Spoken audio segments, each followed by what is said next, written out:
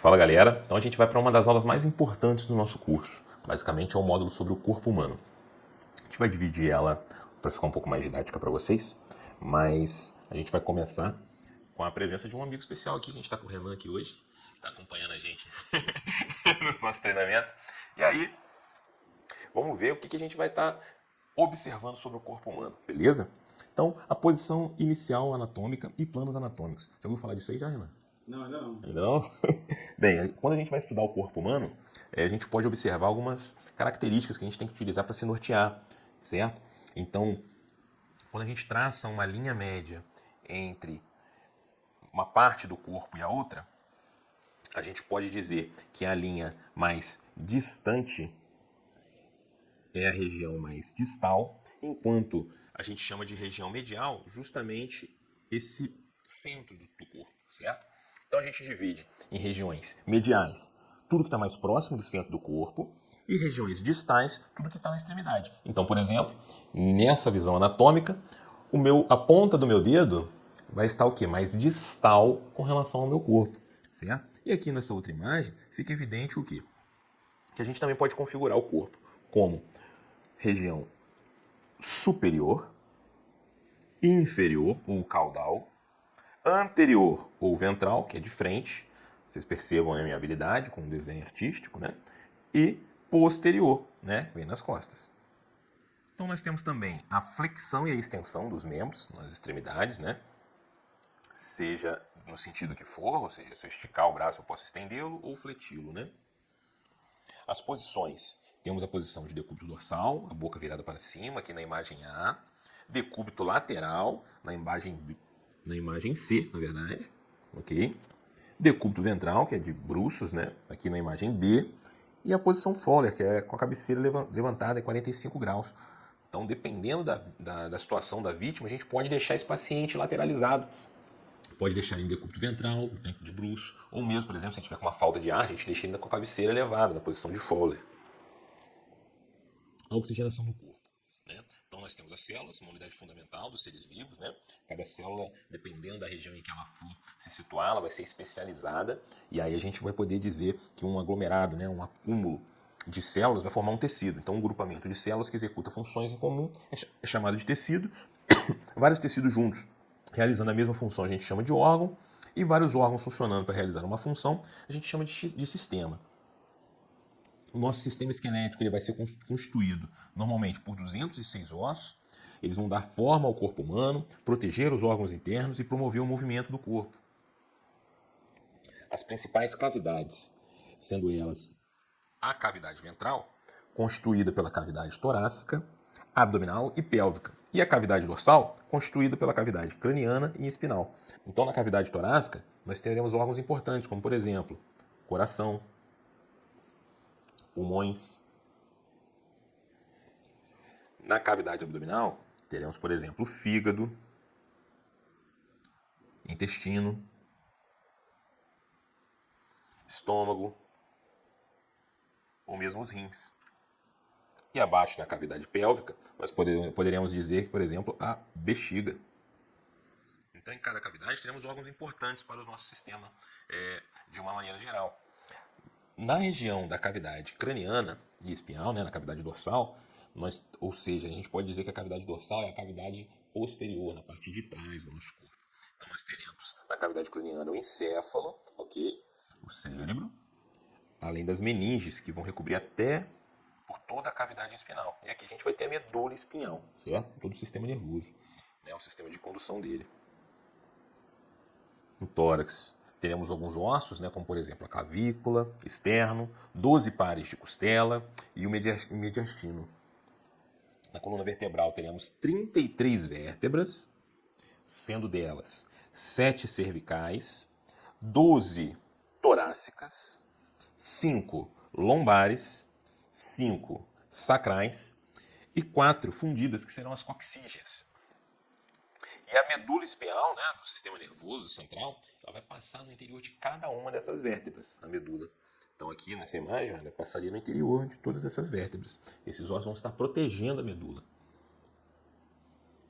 Também teremos aqui uma alteração anatômica importante, que ela é fisiológica, tá? ou seja, ela é natural do corpo humano, espera-se que você tenha isso, né? Então aqui nós teremos uma lordose cervical, né? Essa concavidade, tá vendo aqui, ó? Essa curvatura, né? Ela é fisiológica.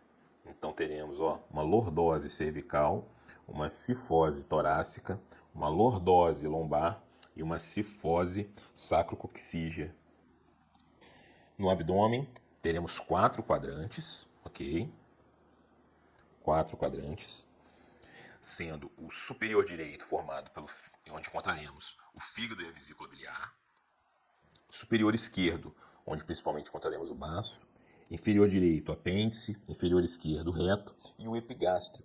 O epigastro encontra-se o estômago, ele vai estar justamente na junção, né, entre o quadrante superior esquerdo e direito. Isso na verdade a gente reforça, né, que são bases só para a gente poder se nortear para encontrar esses órgãos, ok? No sistema musculoesquelético, a gente pode dizer que temos 3 tipos de músculo, sendo eles o músculo estriado esquelético, ok? Esse aqui. O músculo estriado cardíaco, que faz uma contração involuntária, e o músculo liso, que também, ao contrário do músculo estriado esquelético, esses dois aqui, eles realizam uma contração involuntária, ou seja, você não pensa para contrair o seu coração, né? Nem para fazer a peristalse dos seus órgãos. Aqui nós temos uma junção, né, com as fibras musculares, o osso e um tendão. Sendo assim, o tendão ele é responsável justamente por fazer a ligação entre o osso e o músculo. No sistema respiratório, a gente pode dividir o sistema respiratório em algumas porções. Então nós temos a porção condutora, que é formada pelas vias aéreas superiores e inferiores. Temos o pulmão propriamente dito. E temos as pleuras, certo? A pleura, ela é característica pela sua pleura visceral e a pleura parietal. A pleura visceral vai estar aderida à parede pulmonar, enquanto a pleura parietal, ela vai estar também de forma que a gente não consegue visualizar. É um espaço virtual entre elas, né?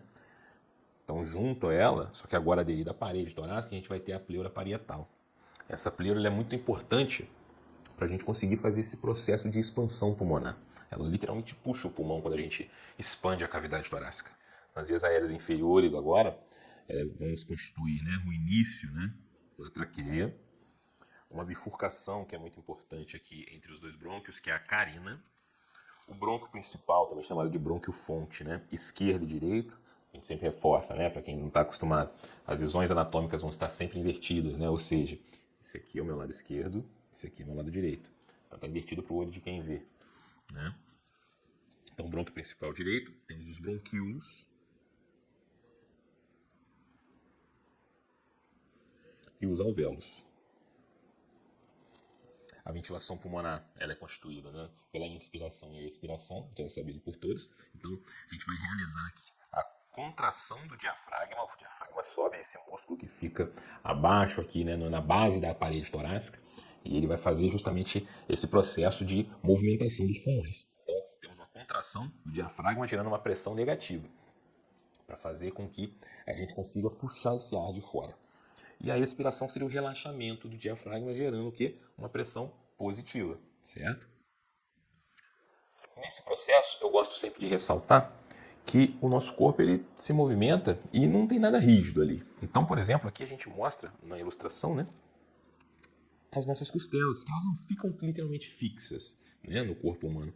Então aqui, ó, ela faz esse movimento de pêndulo, dependendo da visão que a gente faz, né? Então, se eu tenho uma visão lateral, você vai reparar que a costela vai fazer esse movimento pendular, certo? Para frente e para trás. Enquanto, e ela vai estar fixada aqui na base da vértebra, tá vendo? E aqui na ponta do externo, aqui vai ter uma cartilagem conectando o osso até aqui nessa parte do externo. Então, quando a gente faz esse movimento inspiratório e expiratório, ela vai fazer esse movimento pendular, enquanto se eu tenho uma visão anterior, ou seja, de frente com o meu paciente, ela vai fazer esse movimento que a gente chama de movimento em alça de balde. E é óbvio que se eu tenho alguma alteração, alguma anomalia, né? Por exemplo, um trauma torácico que possa vir a fraturar um grupo de costelas, a gente vai ter uma alteração evidente no momento em que você observar um paciente realizando a inspiração e a expiração. Para isso tudo ocorre, então, a hematose, correto? Então, seria essa difusão facilitada pelo gradiente de concentração e parede alveolar com capilares alveolares, né? Então, basicamente, bem nas extremidades microscópicas, né, do pulmão, lá dentro, nos sacos alveolares, em cada alvéolo a gente vai ter capilar, alguns capilares, né? Então, vamos ter aqui vênulas, arteríolas, formando esses capilares que vão realizar essa troca gasosa, ou seja, o seu sangue, que vai estar rico em gás carbônico, vai fazer essa troca, né? Vai pegar e absorver o oxigênio. Aqui nessa imagem, a gente mostra uma evidência de uma imagem importante de um paciente, então, que fez o quê? A ingestão de um objeto, né? Então, ele colocou na boca um objeto sólido, né? A obstrução das vias aéreas acabou acarretando aqui. E nessa radiografia, a gente consegue observar perfeitamente o quê? Um corpo estranho no tórax dessa criança. E aqui, a gente consegue observar também o quê? Uma intubação orotraqueal, ok? Seletiva para um lado apenas, para um brônquio. Observem, que lembrando então, aqui nós temos o lado esquerdo e aqui nós temos o lado direito. Esquerdo, direito. E aí eu pergunto para vocês, por que nas duas situações a gente tem um corpo estranho aqui no brônquio fonte direito desse paciente, dessa criança que engoliu, né? Um corpo estranho. E por que que o tubo orotraqueal, que o médico realizou a intubação aqui, né? Por que que o tubo orotraqueal ficou seletivo mais para o lado direito e não para o lado esquerdo? Você consegue imaginar, Renan? Não tem ideia, cara. A solução é muito simples, cara. Observando o nosso pulmão, você consegue prestar atenção e ver o seguinte: temos dois brônquios, né? Então, o brônquio principal esquerdo, ele é um pouco mais lateralizado, ele é mais horizontalizado, tá vendo? Enquanto o brônquio fonte direito, brônquio principal direito, ele além de ser mais curtinho, ele também é mais inclinado, ele é mais vertical um pouco. Sendo assim, todo corpo estranho que chega, a tendência é que ele vá mais para um lado. A gente vai falar um pouco mais sobre isso no nosso módulo, sobre o cuidado do paciente afogado, né? Mas foi justamente um médico brasileiro que identificou isso nos pacientes afogados. E ele reparou, poxa, o paciente que engole muita água e a água vai para o pulmão, ele broncoaspira, ele tende a ficar mais estável de um lado só. Ou seja, se eu consigo lateralizar ele, por exemplo, no caso do lado direito, ele respira melhor, já que o lado do pulmão esquerdo já está preservado. Entendeu? Então Mas aqui. vai mais água para um lado do que Exato. Então a gente joga a água toda pro pulmão direito e aí o pulmão esquerdo fica mais com a via limpa ali para poder respirar melhor. É muito interessante. Anatomia é tudo de bom. Depois você começa a entender, fica bem legal. A outra coisa sobre a questão torácica, que eu gosto sempre de reforçar, é a importância da organização, né? Então aqui a gente pode dizer que a gente vai de van, né? E volta de nave. Como assim? Então, van. Ou nave. Isso é importante porque na nossa anatomia, eu vou mostrar isso no aplicativo, a gente tem uma organização. Normalmente quando a gente encontra um feixe, que a gente chama de feixe vasculo nervoso, ou seja, vai passar uma região vascular, uma veia, uma artéria e um nervo. Então, normalmente eles se organizam, se você olha de cima para baixo, vai estar organizado dessa maneira, uma veia, uma artéria e um nervo. E se você olha de baixo para cima, vai estar um nervo, uma artéria e uma veia. Conseguiu captar isso aí? Uhum. E aí é importante a gente verificar isso porque, por exemplo, em um paciente que está fazendo um hemotórax, certo? Então ele está sangrando ali na cavidade torácica, a gente tem que fazer um procedimento. Qual procedimento é esse? Você tem que fazer uma drenagem desse tórax. E aí, para fazer essa drenagem, a gente tem que fazer primeiro uma analgesia, né? Tem que fazer um botão anestésico, depois você tem que inserir um dreno ali dentro da cavidade torácica do paciente. É complicado. Para fazer isso, você tem que entender muito de anatomia. Então aqui a gente deixa exemplificado. Ó. Temos o feixe vasculo nervoso passando na borda inferior da costela. Ou seja, eu tenho que fazer um botão anestésico aqui para bloquear esse nervo e depois jogar o sítio da punção raspando na costela inferior, certo? Que não vai estar tão inervada. Muito interessante isso, né? Então, basicamente, a anatomia é tudo na nossa área. Temos agora a imagem, né, do sistema respiratório diante de um pneumotórax. Então aqui nessa imagem a gente tem uma perfuração da cavidade torácica, onde esse espaço virtual, né, na cavidade de Oca, ele acaba sendo preenchido por ar. E o pulmão ele colaba, né, decorrente dessa perfuração. A imagem fica nítido aqui então pra gente, tá vendo? A parte escura? É a parte escura, exatamente. A gente reforça também, né, alterações em que a gente vai estar identificando em alguns pacientes. Então, por exemplo, pacientes do sexo feminino que tiveram que realizar, por exemplo, decorrente de um câncer, né, tiveram que fazer uma mastectomia total associada a esvaziamento do sistema linfático. Então, ela vai apresentar algumas alterações anatômicas, como, por exemplo, as extremidades, né, dos membros superiores. O sistema linfático ele vai estar auxiliando no processo de drenagem do sistema venoso, certo? Ele ajuda em outras coisas também, né? Mas quando a gente retira, então, essa parte funcionante do organismo, então você vai concordar comigo que o sangue que volta, né, pelo sistema venoso, e parte dele volta também pelo sistema linfático, ele vai ter menos caminhos para retornar, né? Então, esse acúmulo vai gerar o que a gente chama de edema. Então, pacientes que fazem a mastectomia total associada ao esvaziamento linfático, ele vai apresentar, vai ser uma mulher que vai apresentar edema de membro superior, vai ser uma mulher em que eu não posso realizar o quê? A aferição da pressão arterial nesse membro. É muito importante ressaltar essa questão. Ah, mas então, Nicolas, ocorreu então, conforme nessa imagem, um esvaziamento bilateral. Como é que eu faço então, os dois membros superiores? Então você vai ter que usar os membros inferiores, por exemplo, certo? Quando a gente fala de sistema cardiovascular, então nós temos um coração, esse vai ser atuante como bomba, certo? De forma a fazer o tráfego desse sangue pelo corpo e irrigação para os tecidos. Temos os vasos sanguíneos, artérias, veias, arteriolas, vênulas e capilares. E temos o volume de sangue. O coração ele é formado por 4 câmaras, sendo as de cima os átrios, ok? Átrios. E as de baixo, os ventrículos. Essas câmaras cardíacas são separadas por um septo, composto por uma camada muscular. E nelas também temos divisões por válvulas, né? Essas válvulas cardíacas, que a gente vai chamar de válvulas mitral. A gente lembra a mitra, né, do padre. Aquele chapéuzinho. Ah, que desenho maravilhoso. Né? Então aqui ó, nós temos o chapéu do padre, tem a mitra. E aí vem, não sei quem enxergou isso, né? Aqui ó, temos a válvula mitral e a válvula tricúspide, porque ela é formada por 3 válvulas. Então vale ressaltar, válvula é o nome do conjunto, certo? E aí, cada uma delas separadamente a gente vai chamar de válvula. E para fechar a gente tem as artérias coronárias, que servem para irrigar o próprio coração, certo? Porque afinal as células cardíacas também precisam de irrigação sanguínea. O processo que o sangue faz é bem curioso. Então o sangue vem do átrio, vem pela veia cava superior e inferior, né, o sangue rico em gás carbônico, vai cair aqui no átrio direito, vai passar para o ventrículo direito, que vai encaminhar para a artéria pulmonar. Lá ocorrerá então a encaminhamento para o pulmão, troca gasosa.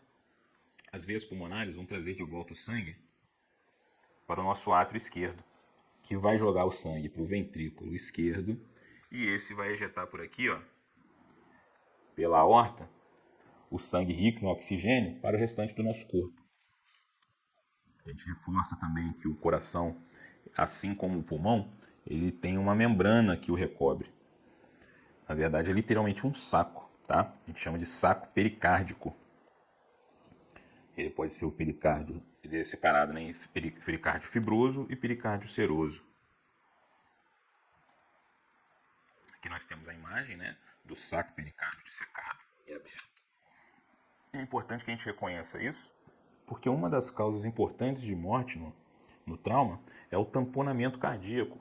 Tá? E ele pode ocorrer, por exemplo, devido a um acúmulo de sangue dentro desse saco pericárdico. E aí vai ter tanto sangue aqui que vai impedir o coração de contrair. A solução para esse problema seria fazer uma punção, né, desse saco pericárdico para drenar esse sangue. Então, o aspecto externo aqui a gente consegue ver a base do coração e o ápice, tá? E como ele fica de cabeça para baixo, Então o ápice dele fica aqui embaixo, repousando sobre esse músculo, que é o diafragma. Ele aqui, ó. Essa imagem a gente botou para ilustrar bastante para vocês, para que a gente não esqueça que o coração ele é reperfundido também por veias e artérias. Ele precisa que essas células sejam irrigadas, certo? O infarto agudo do miocárdio se dá justamente quando a gente tem, por exemplo, uma obstrução de algum ramo dessas artérias, ok? Impossibilitando, então, a vascularização nessa região, gerando isquemia, ou seja, vai deixar de ter sangue irrigando ali, e posteriormente necrose, né? A morte celular. Então essas áreas cardíacas aqui morrem. Essa peça anatômica, né, de um corpo, a gente consegue identificar, né, tá pintado, a gente pode identificar aqui o cajado da aorta, né? Então a aorta ascendente, o cajado da aorta e a aorta descendente. E aqui fica ilustrativo porque pode ocorrer, em casos de trauma muito severo, o coração ele fica preso dentro desse saco pericárdico, porém a porção sólida dele de fato é essa aqui, formada pelos átrios e ventrículos, certo? A base e o corpo dele todo aqui. Então ele pode ser dissecado, né, vamos dizer assim. Então uma dissecção aguda de aorta, por exemplo, decorrente de um processo traumático, pode fazer a ruptura desse vaso e o extravasamento desse sangue. Normalmente são casos com prognóstico ruim, né? Então, ou seja, a chance de sobrevida desse paciente é bem remota. Para fechar, a gente ressalta, né, o sistema autoexcitável cardíaco. Então é composto pelo nó sinusal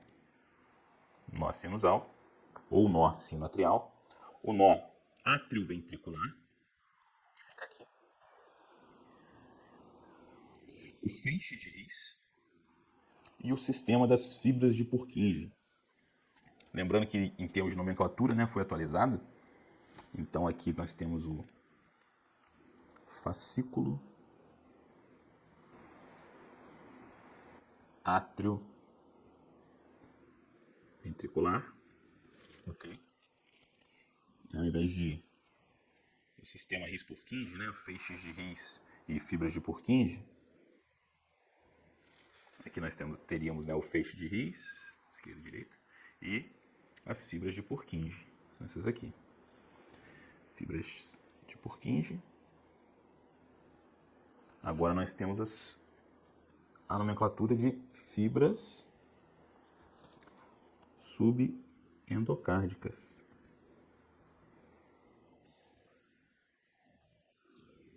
Vão ser responsáveis justamente por esse processo de excitação do coração. Ou seja, a contração dessa musculatura. Então, condução da energia, né? A informação para essa contração, ela vai ser gerada aqui no nó atrioventricular, que seria o marca-passo cardíaco. Ele é responsável pela transmissão dessa energia e a informação de que essa área deve ser contraída. Depois ele vai passar aqui pelo nó atrioventricular, que vai gerar uma pequena pausa, porque o coração não pode contrair todo de uma vez. Então aqui a gente fecha essa parte da importância anatômica do coração, justamente para identificar onde ele está posicionado. Nós temos o osso externo.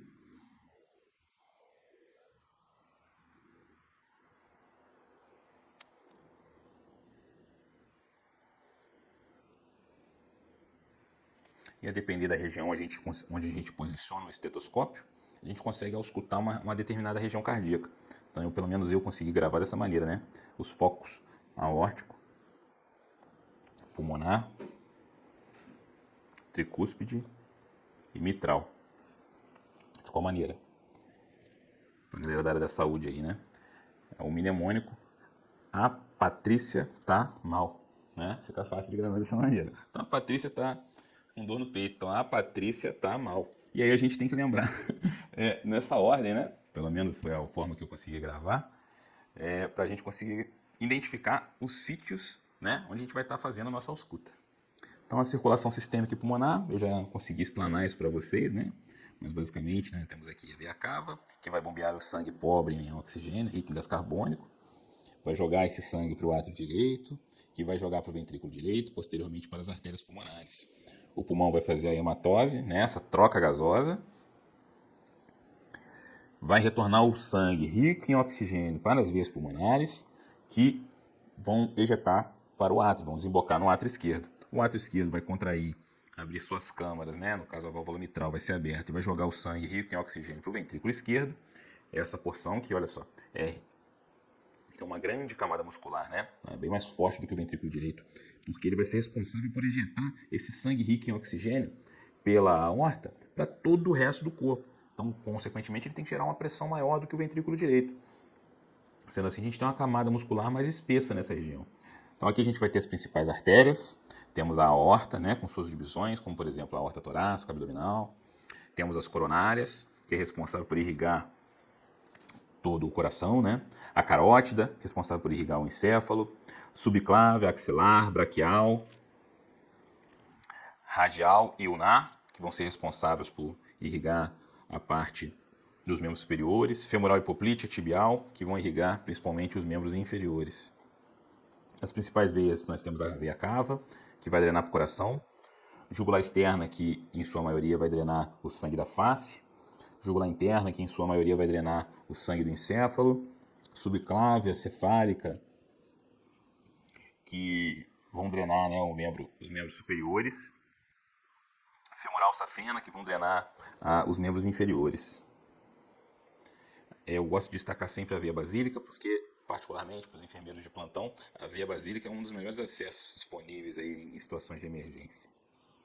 Aqui nós temos os capilares, né? Estão formados aqui pela junção entre aqui nós temos a artéria, se dividindo em arteríolas, que são porções muito menores, microscópicas, né? E os capilares, que é a junção entre as arteríolas e as vênulas, que são subformações das veias.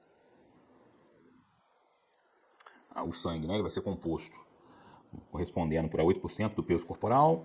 Ele é composto por plasma, glóbulos brancos e plaquetas e glóbulos vermelhos, né? Então, sendo plasma, eritrócitos na série vermelha e leucócitos, que é a série branca, né? O sistema nervoso vai ter a divisão central e periférica, sendo a divisão funcional como o sistema autônomo, que é involuntário, e o somático, que é voluntário. O sistema nervoso central, ele se localiza no encéfalo, formado pelo cérebro, cerebelo, bulbo, meninges, suas camadas, a medula espinhal e o líquor. O sistema endócrino produz a liberação de hormônios, né? O hipotálamo é responsável por coordenar as demais glândulas. Pâncreas, que vai produzir insulina e glucagon. E suprarrenal ou adrenais, que vão produzir adrenalina e noradrenalina, né? Sendo que esses últimos são muito importantes em situações de urgência e emergência, né? Do sistema autônomo aí do nosso corpo, que vai estar auxiliando nesse mecanismo de luta ou fuga, por exemplo. Aqui nós temos o sistema digestivo, né? Então ele é formado pela boca, que vai fazer todo esse processo de mastigação associado com a saliva, que já vai iniciar esse processo de digestão alimentar, com algumas enzimas que tem na nossa boca mesmo. O esôfago, que vai ser o conduto de transporte desse alimento mastigado, né? Formando o bolo alimentar. O estômago, que com o ácido clorídrico vai ajudar nesse processo de digestão. O fígado, que vai emulsificar as gorduras com a sua bile. O pâncreas, que é uma glândula mista, né, que vai ajudar não só nesse processo da digestão do alimento, mas também vai estar associado justamente com aquela questão que eu comentei sobre o processo de hormônios, né, na produção de hormônios, como, por exemplo, o controle glicêmico. O intestino delgado, que vai fazer o trabalho duro com relação à absorção dos nutrientes. O intestino grosso, que principalmente vai absorver água e eletrólitos, né? E por final a condução, né, das fezes já formadas pelo intestino grosso, encaminhadas pelo reto e o ânus. Sendo assim, a gente fecha essa parte da nossa aula. Qualquer dúvida, podem colocar nos nossos comentários abaixo.